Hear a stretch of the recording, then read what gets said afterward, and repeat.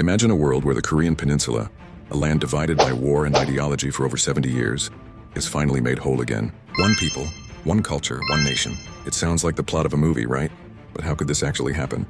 What would it take to reunite North and South Korea? Let's explore a few possibilities from the most peaceful to the most dramatic. First, the sunshine model. This is the optimistic, gradual approach. Think of it like two people who haven't spoken in decades slowly starting to text again. It begins with small steps, cultural exchanges, K-pop concerts in Pyongyang, North Korean artists exhibiting in Seoul.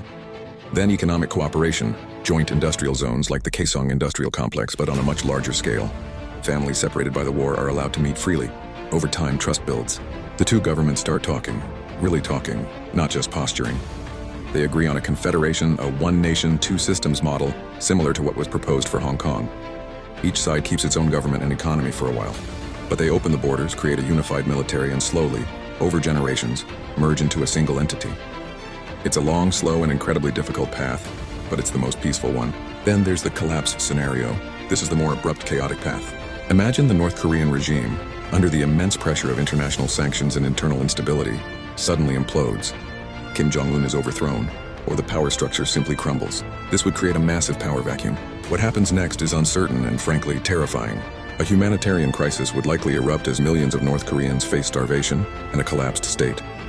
The South Korean government, along with international allies like the US and China, would have to step in.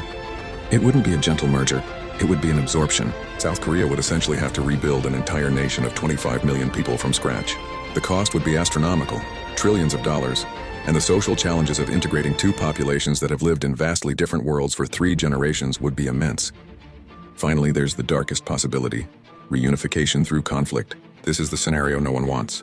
A miscalculation, an accidental skirmish at the border that escalates into a full-blown war. This would be catastrophic. Seoul, a city of 10 million, is within range of North Korea's artillery.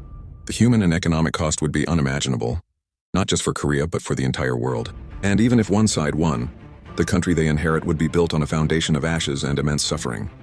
So which path will it be? The slow dance of diplomacy? The chaotic aftermath of a collapse, or the horror of war?